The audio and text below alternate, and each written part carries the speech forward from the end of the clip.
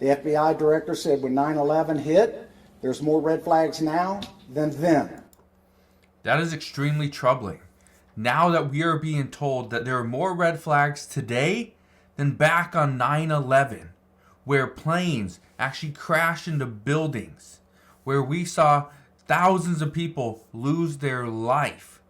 This is extremely concerning that we have more red flags today than before. Now, I want to break down why. I want to explain what the FBI is saying, what the Homeland Security has said over the past few days, and why they're saying and kind of explaining what's going on could impact us this week. Now, we got through some major events, but what they continue to say is that there are warnings on the wall, that what they continue to hear from some intelligence reports is that but when there's attack, this attack is going to occur in a very public place with a lot of people. Good news is we got through the solar eclipse where nothing happened. We got through the NCAA and the women's championship games as well. So we got through those earlier this week. So now they're saying, yes, there are still some potential threats, but some of the big ones are out of the way. So I'll explain what's going on in just a moment. All I ask is one thing. It takes 2 seconds. Go ahead, hit that like button if you enjoy these daily updates. And now let's begin.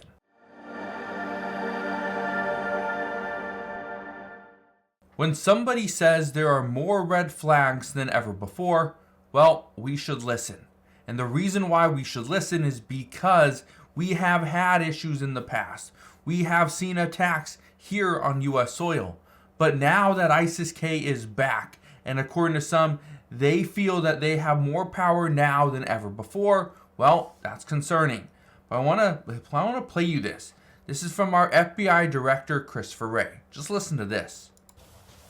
There is a particular network that has, where some of the overseas facilitators of the smuggling network have ISIS ties that we're very concerned about, and that we've been spending an enormous amount of effort with our partners investigating. So I want to stop it right there for a second. He is saying that there are smuggling networks that have ISIS ties. Here's the concern. The United States border is fairly open. We do not have the security that we once did.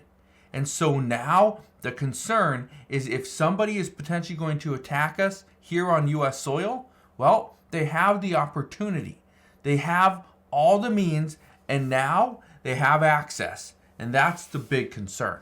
Let's keep listening. There is a network we're concerned about that has facilitators involved in it that have ties to ISIS and other terrorist organizations. Correct. 26 people killed 3,000 Americans on 9/11.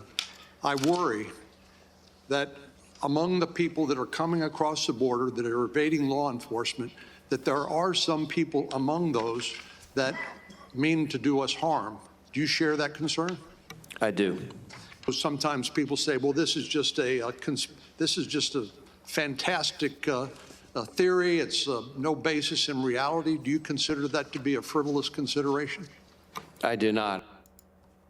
So he is extremely worried, concerned that the people coming in, that do have ISIS ties, that they are potentially going to target us here on U.S. soil. Now, we also have concerns abroad as well at some of our embassies for troops that are stationed in other countries, especially in the Middle East. But we have to protect the people here on U.S. soil. Now, I want to play you this other clip, okay? And in this clip, it was from, I believe it was from a couple months ago.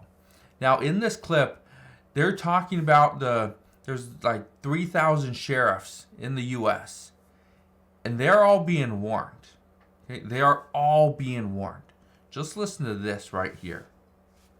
And again, let me know your thoughts down in the comment section below.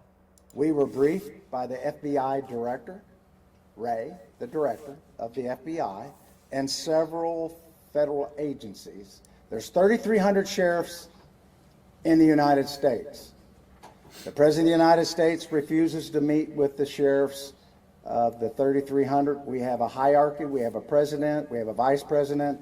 President of the United States refuses to meet with the sheriffs. And we were told by the FBI director, it's not a matter of if, it's a matter of when. The FBI director said when 9/11 hit, there's more red flags now than then. So, and he said, these are people that want to kill us and do harm to us. Obviously, that's not what we want to hear.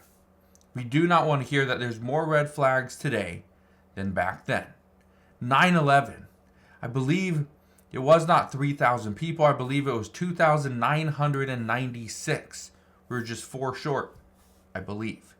Still, that number is too high. Thousands of people lost their lives, and millions of people were hurt for years. Now, I want to play one last clip. The reason why I want to play these clips is because we're in a different territory.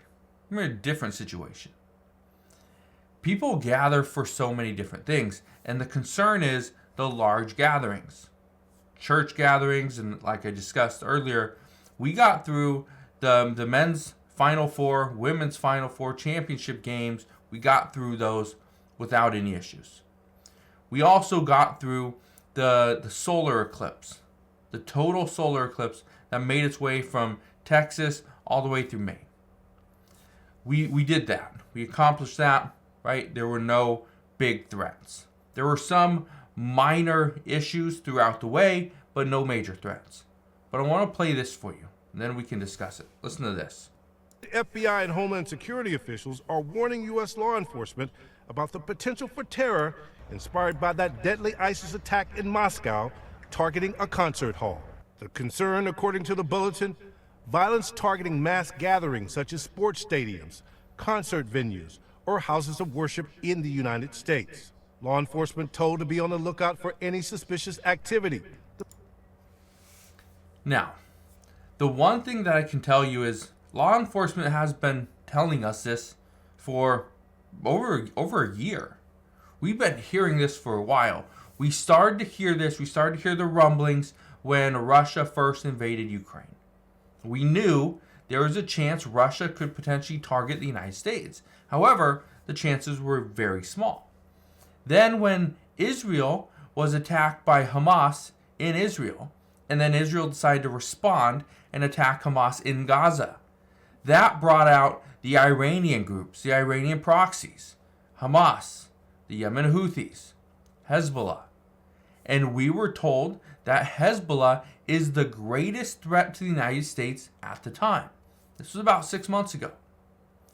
Well, Hezbollah didn't attack the United States, okay? But now the concern is we still have sleeper cells in the United States that if Hezbollah decides they need to attack the U.S. for whatever reason, they could do so. But it's also now ISIS-K. They are now a major threat, a major player. This is why there's more and more warnings, because now we don't just have possibly one sleeper cell in the U.S. There's more than a dozen. But this is all based off of what we're hearing from Pentagon officials and the FBI. They know they're here, but they can't pinpoint exactly where they're at, what their intentions are, or who they are, or even what they look like. That's the problem. So, we'll see what happens moving forward. All I can tell you is with the FBI issuing another warning, for me, it has me a little concerned. But the reason why is because here in the U.S., we do have a lot of large gatherings, a lot of sporting events, concerts, comedy shows, right? Upcoming, we do have the next thing, which is graduations. That right there could be massive. So, we'll see what happens moving forward. All I can tell you is I will be here every step of the way. I'll fill you in on all the latest news and updates. But as of today, that is what we know. So again, thank you guys for watching. Consider subscribing, and I'll see you guys on the next one.